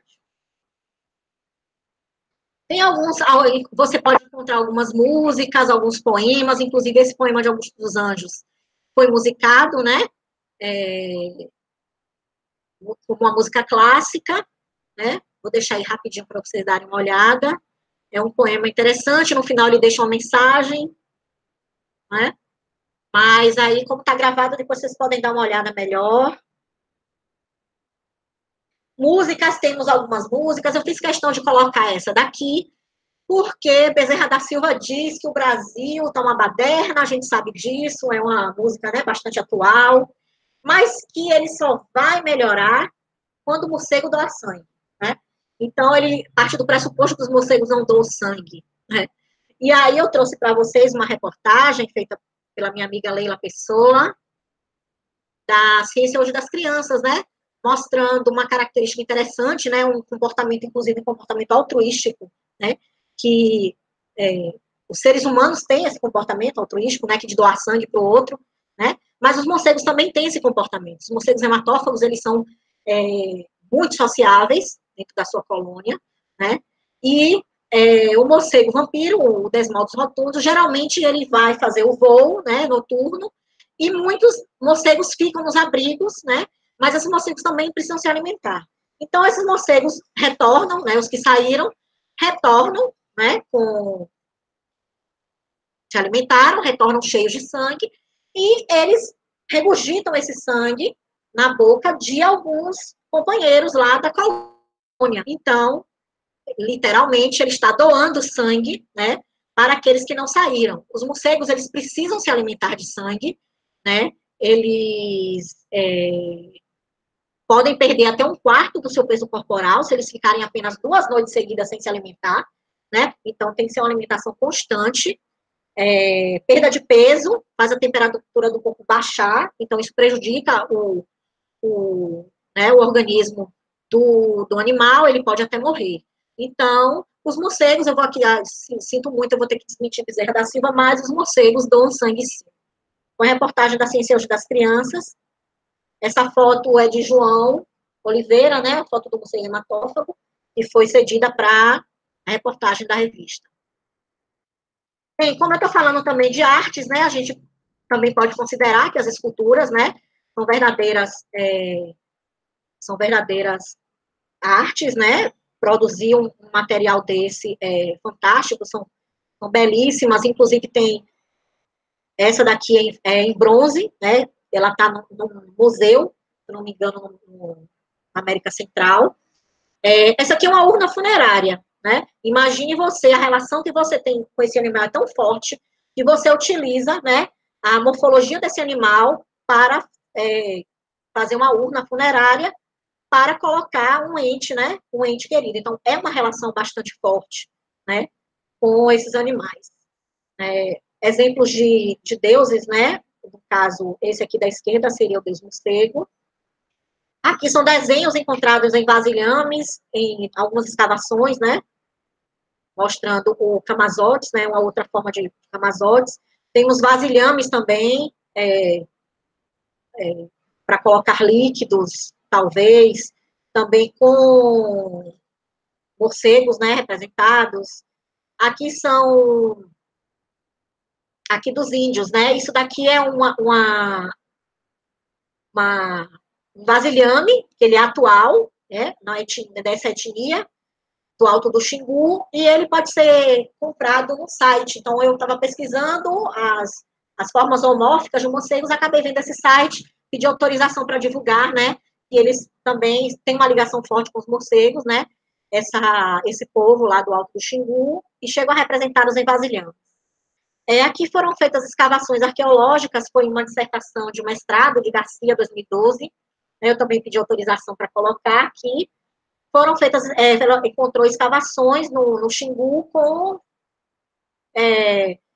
figuras, né, zoomórficas, vasilhames com figuras de morcegos. Vocês podem perceber aqui orelhas, né, o olho, os olhos, aqui seria o rosto do morcego, né, aqui seria a orelha, ele seria aqui de lado, representando o morcego. Então, demonstra que essa população, né, já extinta, ela tinha também relação com esses animais. Esse pingente, esse aqui é um pingente, ele é pequeno, né, eu não coloquei aqui a escala, mas é um pingente, com essas duas cabeças de morcego. Interessante que esse pingente foi encontrado numa escavação no Panamá, ele é de ouro maciço, inclusive nessa escavação tinha muitos objetos de ouro com representações de morcegos, né, e esse aqui foi encontrado em um soldado que estava enterrado ao lado de outros soldados, mas que como esse estava mais destacado, por estar mais ornamentado, provavelmente seria o chefe, né, desse grupo, e ele tinha esse pingente, né, no pescoço. Tinha tanto ouro nessa escavação que eles tiveram que pedir ajuda à segurança, né, polícia, porque durante a escavação essas peças poderiam ser saqueadas. Encontraram bastante representações de morcego nessas escavações. Também nas pinturas, né, em tela, essa aqui chamada de Alegoria dos Continentes, né, a chegada, né, lá ao fundo dos navios, das naus, né, e os morcegos. Tem Van Gogh também, que tem uma tela chamada de Flying Fox, né, a raposa voadora. Bom, estou finalizando já com relação à religião. Eu gostaria de dizer que, geralmente, na religião, características morfológicas dos morcegos, elas são vistas principalmente nos demônios, né? A religião, principalmente a religião católica, né? Ela tem essa representação de santos e de demônios, e geralmente os demônios têm mais uma vez, relacionando características morfológicas dos morcegos ao mal, né? A uma visão maligna. Então, eu tirei essas imagens aqui de uma dissertação de mestrado que ela se chamava Vidas de Santos. Essa pessoa, nessa dissertação, falava das agiografias. As agiografias tratam das vidas de santos. Então, tem muitas imagens, eu pedi autorização para mostrar essas aqui, mostrando, por exemplo, Santa Teodora sendo, né, talvez interrogada ou por um demônio. Santo Antão, né, que está descrito lá que esse é Santo Antão, também sendo atormentado por 2 demônios. Olha ali as asas, né? Tem bastante referência às asas dos morcegos. São Macário também, sendo, né, demônios, o atacando, enfim, sempre com essas características, né? Temos também telas, né, do famoso Botticelli, né, Botticelli, não sei como pronunciar, que também mostra tentações, né, vamos dizer que são as tentações de Cristo, sempre com uma figura, né, que tem a asa de morcego, relacionando ao mal, né, tentando Jesus. Observe que sempre os anjos, eles nunca têm asas relacionadas às asas de morcego, sempre são asas de aves, né, relacionadas a... Por isso que a pomba é um dos elementos, né, das figurações do cristianismo, né, do bem, da paz, mas é uma ave. O morcego sempre fica com a visão negativa. Bom, com relação a essa imagem aqui, eu vou falar assim bem rapidamente, porque é um estudo que eu estou começando a fazer. Eu encontrei essa tatuagem, né, que me parece mais um símbolo, tem uma simbologia, não é só uma tatuagem de morcego, né, numa pessoa, né, numa fila, um determinado local, e isso me chamou muito a atenção. E aí eu fiquei curiosa, por que uma pessoa tatuaria um morcego dessa forma com uma simbologia, né? Qual a relação que essa pessoa teria? Então, eu descobri coisas muito interessantes que eu estou começando a estudar, pesquisei na internet, e aí me surgiu uma pesquisadora chamada Shirley, né? Porque a gente sabe que a gente encontra muita coisa na internet, muito vídeo, a gente tem que ver qual é a base, né, científica e se isso realmente é uma pesquisa séria. Então, eu encontrei, né, um livro que é essa capa aqui, que é um livro que está sendo elaborado, que chama Saravá Exu Morcego, está sendo elaborado por essa pesquisadora, que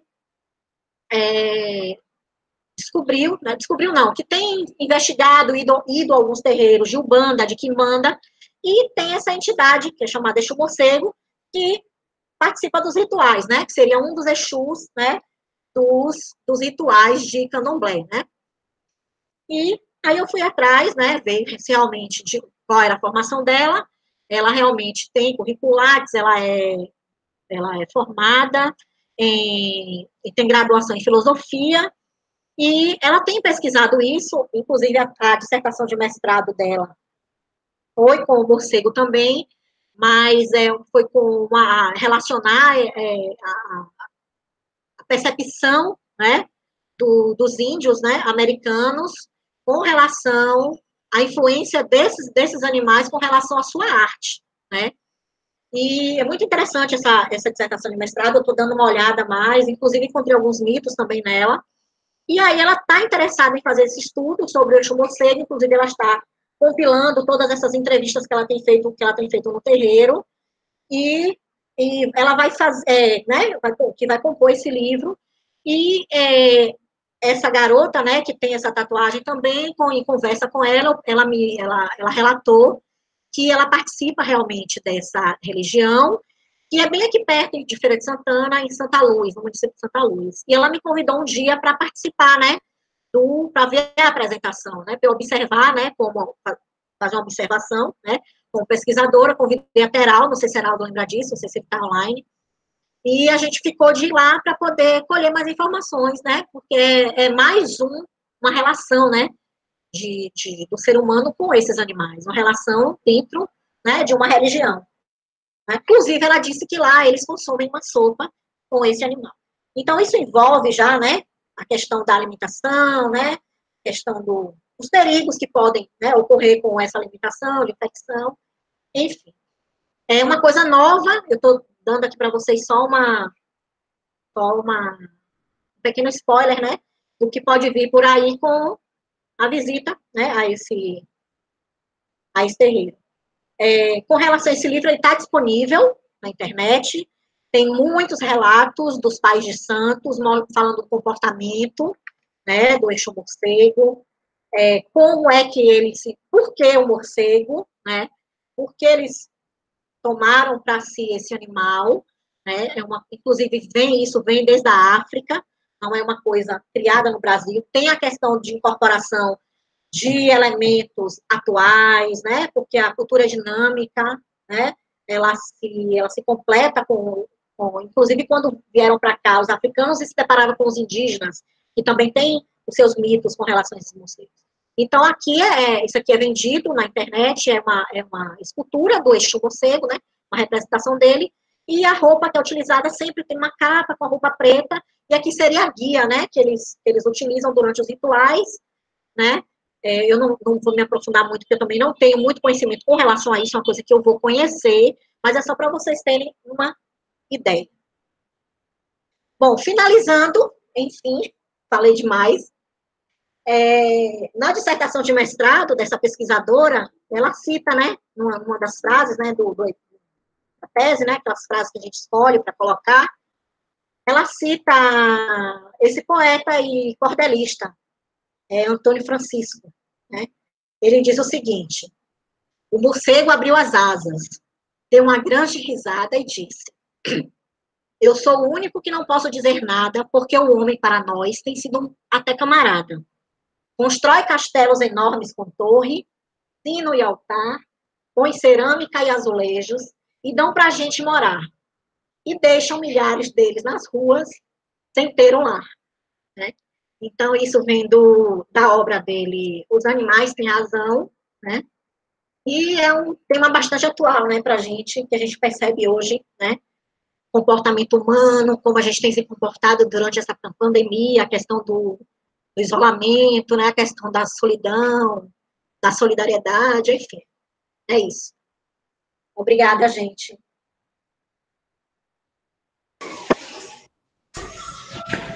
Bom, então aí, muito bem. Conceição fica à disposição, se alguém quiser fazer alguma pergunta, comentários, ela está aí. Eu tenho mais ou menos, gente, eu estou com um problema aqui de... Quanto tempo? Não, a gente tem tempo, mas eu particularmente só posso ficar mais uns 20 a 30 minutos, que é o tempo que a minha bateria aqui vai durar e ela vai cair. E aí eu estou com São 4h37, eu falei tipo 1 hora só. 1 hora e mais 1 hora e 20, mais ou menos. Eu pensei que foi mais.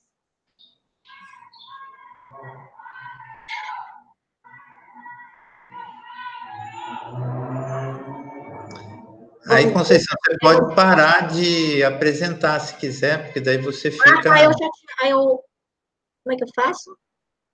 Eu pensei que eu estava já fazendo. Interrompe a apresentação. Deixa eu ver se eu consigo interromper para você.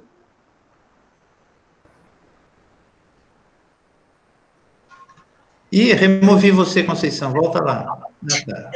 Aí. Pronto. Está aparecendo? É você que está.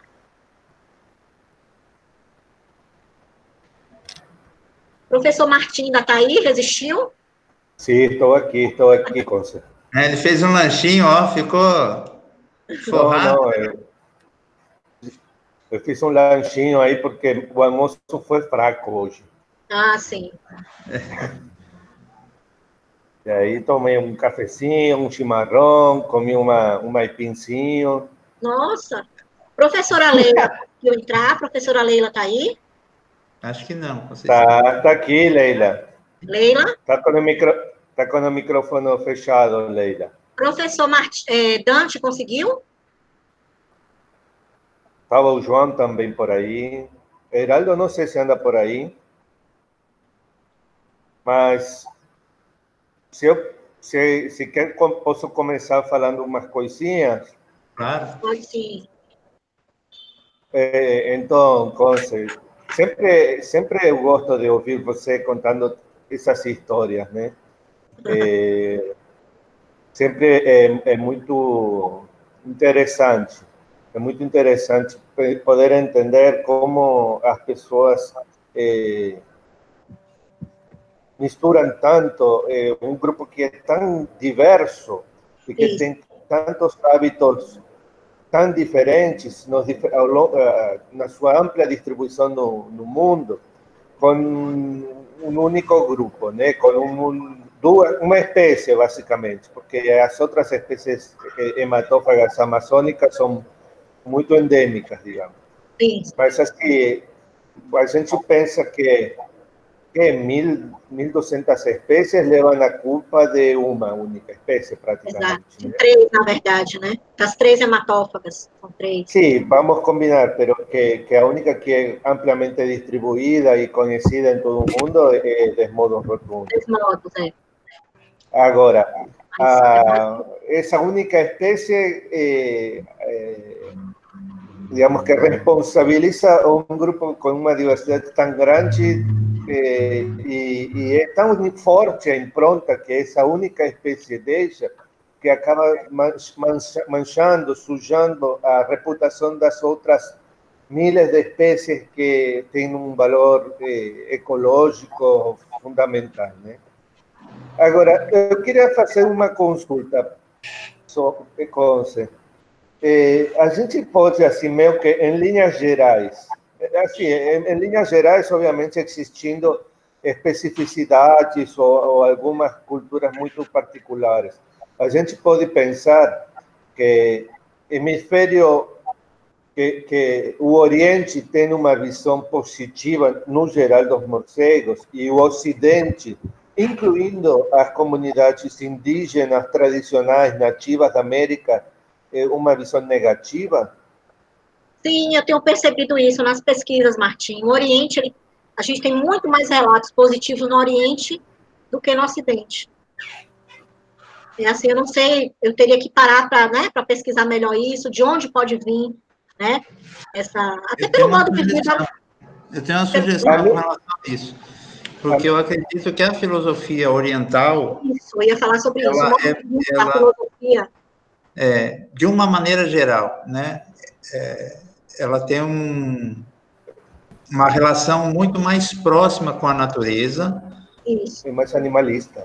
Menos utilitarista da natureza que a gente vê na nossa formação judaico-cristã, né? Em que o homem realmente tem uma separação maior, né? Ou tem uma separação maior, não, é totalmente separado, né? E tem um livro que diz que foi feito o mundo para que o homem usufruísse dele.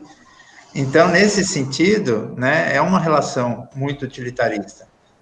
E aí, se não tem utilidade e pode gerar prejuízo, né, eu acho que isso vai caminhar para essa, né?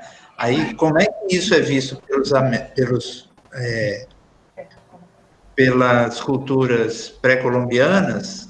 E precisaria talvez de um exame melhor, porque eu acho que ele, não sei se é tão negativo assim, né? O braço Mas precisa ser estudado, né? Essa é a impressão só. Talvez... Oi, gente. Theo. Talvez ancestralmente tenha a ver com o fato de uma vertente dos nossos ameríndios ser de origem asiática, né? Indochinesa, talvez, né? Também. A gente não sabe desde quanto tempo que essa cultura animalista se transmite, né? Sim. Não é tão longínqua a chegada, né, desses povos aqui, né? Desses povos aqui. É interessante aí porque isso se liga também a isso que a Conceição trouxe da farmacologia, em como é que essas ideias elas evoluem, né? Porque também existe uma evolução de ideias, né? Que vai evoluir com essas culturas. Então, dependendo da base em que isso foi criado, isso pode evoluir para um lado ou outro, uma especiação de ideias. Interessante. Né? Se não tivessem dado certo, por que isso foi passado de geração em geração, né? Por que isso está documentado em livros médicos, né? Em medicinas tradicionais, né? É a fé, Conceição. Se você acredita que funciona, tem efeito placebo e vai, entendeu? Outra coisa, Conce, não tem sido demonstrada transmissão de coronavírus por vias alimentares, apenas através de vias de mucosas. Então, o fato da gente ter morcegos no mercado, basicamente, tem um meme aí que diz: se esse chinês tivesse cozinhado um pouco mais o morcego, não estaríamos na pandemia, né? Então, eu queria desmistificar esse meme em relação a pensar que este coronavírus não se transmite por consumo. Pelo morcego, sim. Sim, e por essa via. Na verdade, o perigo... Mas então, explica aí essa parte.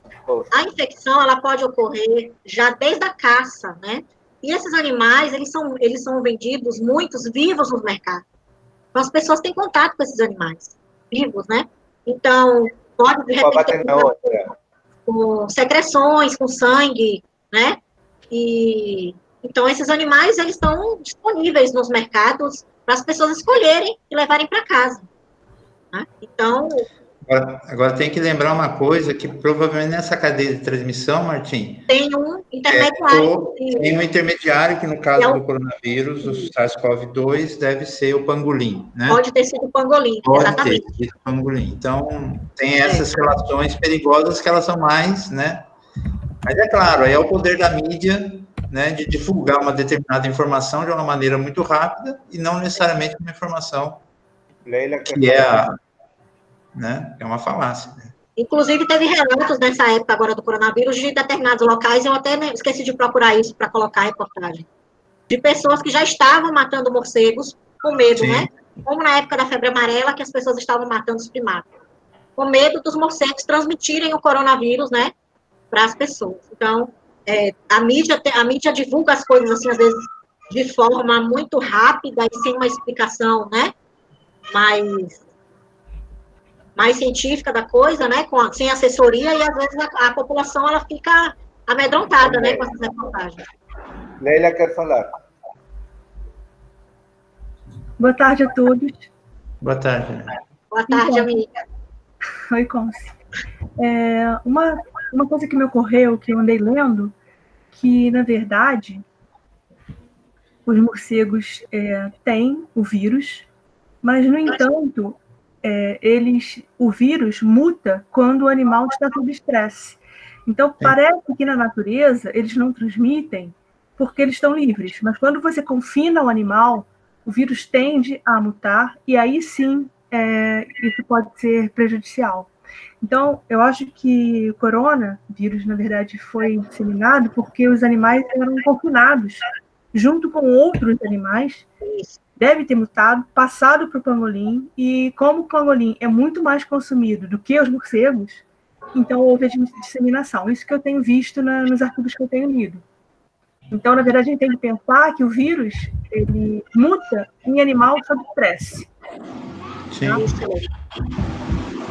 importante. Eu tenho um artigo, você passou até para mim esse artigo, né?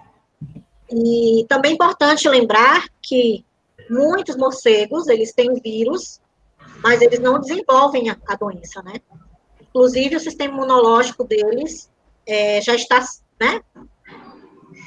Temos que prestar mais atenção, né? Como é o sistema imunológico desses animais, porque, de repente, estudos podem nos trazer benefícios para a melhoria do nosso próprio sistema imune, né?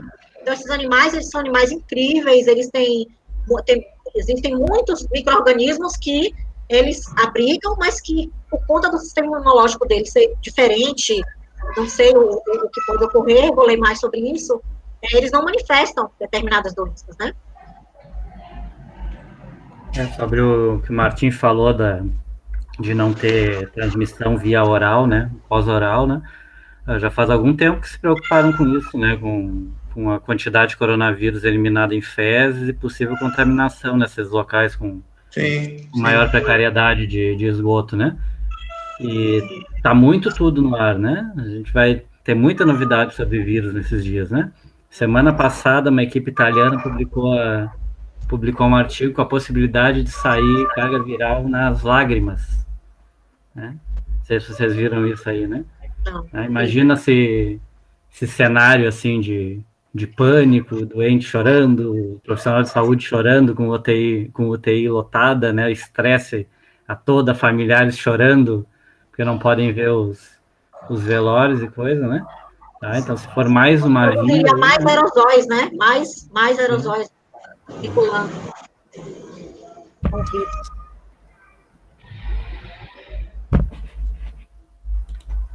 Muito bem. Eu queria só mostrar aqui algumas coisas, né, que mostram o desserviço, né, à educação ambiental, alguns exemplos, né, por exemplo, livros infantis, como esse aqui. Filhotes assustadores. Olha quem é a capa do filhote assustador. E aqui vem, né, ratinhos, aranhas. As crianças já começam a ter pavor desses animais. Gato preto, né? A questão inclusive, racismo, inclusive. E os morcegos, né? Na caverna, 2 assustadores morcegos. Um deles diz olá com um aceno de dar medo. Então, uma criança que lê essa historinha antes de dormir, ela vai ter pesadelo com morcego, né? Só pode. Então...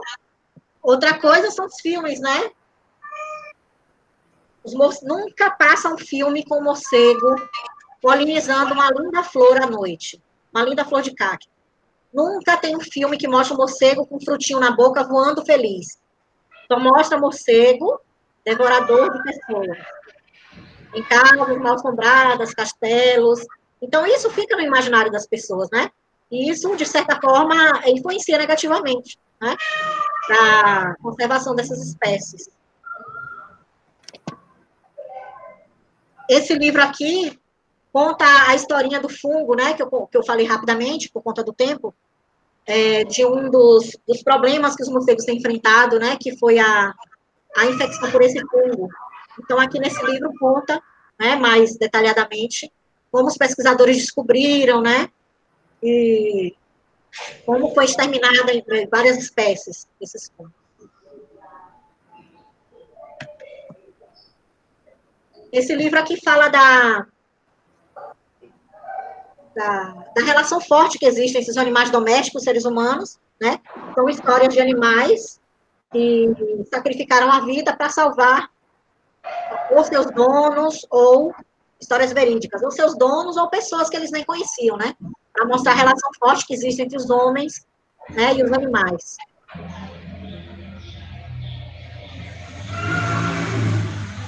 Enfim.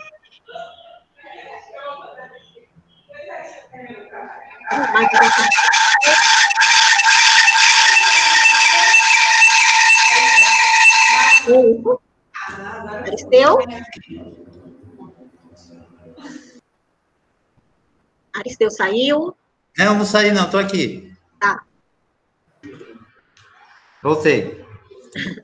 Tem um probleminha então, aqui, mas eu tô... Se eu tiver oportunidade, a gente pode falar um pouquinho também sobre, numa próxima live, né? Mais sobre essa parte da saúde pública, né? E dos morcegos, que a gente pode debater mais sobre os artigos que têm sido publicados recentemente. Temos muitos artigos de 2020, né? Logo depois, foi no final de dezembro, inclusive chamado de Covid-19, justamente porque foi ainda em 2019, né? Que o vírus foi descoberto. E temos muitos artigos já de 2020, né? Para falar um pouco sobre isso, a influência da mídia também, né? Com relação aos animais, os outros micro-organismos que podem ser transmitidos por morcegos, algumas coisas mais sobre a biologia dos morcegos, né? Eu acho que seria interessante. E dar uns spoilerzinhos da minha tese, o que eu tenho descoberto aqui na cidade, né? Acidentes com pirópteros, né? O descaso de algumas pessoas por falta de informação de procurar o serviço de saúde no período correto, né? Porque caso o morcego tivesse infectado, algumas pessoas poderiam ter morrido, porque muitas foram procurar o serviço de saúde 4, 5, 6 meses depois que sofreram um acidente, né? E outras questões também, né? Com relação à cidade, com relação aos casos, aos bairros, enfim.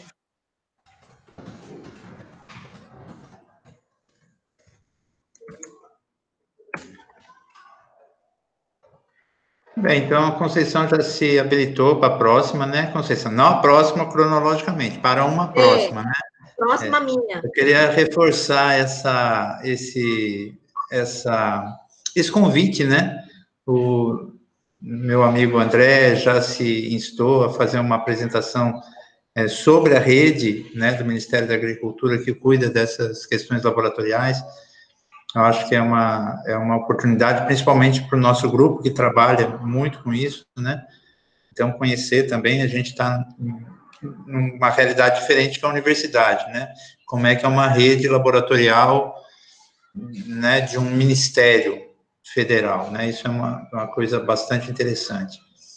Eu vou discutir com ele aí quando é que isso vai se dar, como é que a gente vai fazer esse convite. O professor Martim também, né, já demonstrou esse interesse, eu acho que e está aberto, né, está aberto a todas as pessoas, a gente só, como eu comentei, quando os nossos colegas aqui, principalmente os orientados, algumas pessoas ainda estão num estágio de formação que tem um pouco de receio de falar em público e tudo mais, então, às vezes a gente faz mais fechado, só dentro do grupo nosso aqui. Né? Mas uma pessoa que nem Conceição, assim, né? Que já voou o mundo, literalmente, né? Eu não podia deixar, tinha que ser aberto mesmo. E eu acho que é o nosso papel, né? De fazer essa divulgação do que o grupo está fazendo e fazer esse networking com outros grupos também, né? Então, todos que se sentirem interessados, desde que a gente não fuja muito dos nossos temas aqui, né? Que a gente tem uma linha de zoonoses, né, do estudo de doenças que são compartilhadas entre o homem e os animais, mas, independente disso, tem muitos assuntos correlatos, né, que podem ser tratados, né, e ter essa percepção, né, de outros pesquisadores, até do próprio público não especializado, seria muito interessante para a gente, né, enquanto formação. Que, inclusive, isso, na hora que passar toda essa confusão em que a gente está, a gente consiga manter isso, né, não só dentro, intragrupo, mas entre os grupos, que eu acho que são oportunidades muito ricas, senão a gente fica só se encontrando em congresso, ou em defesas, né, e a gente pode ter uma convivência mais estreita, sempre, né, porque isso ajuda também, inclusive, no desenvolvimento dos próprios trabalhos que a gente tem feito.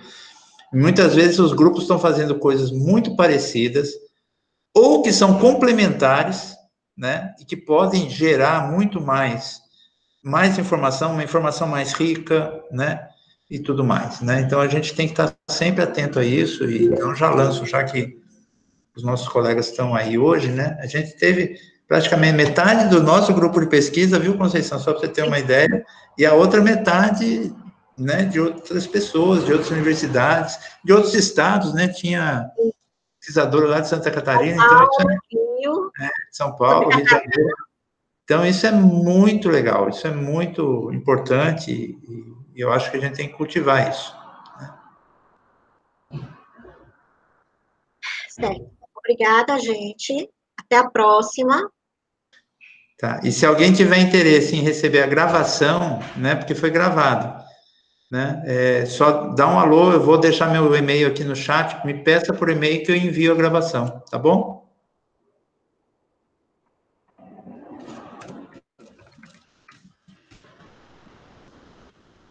Muito obrigado pelo convite, pela oportunidade de participar, e a gente se vê, tá?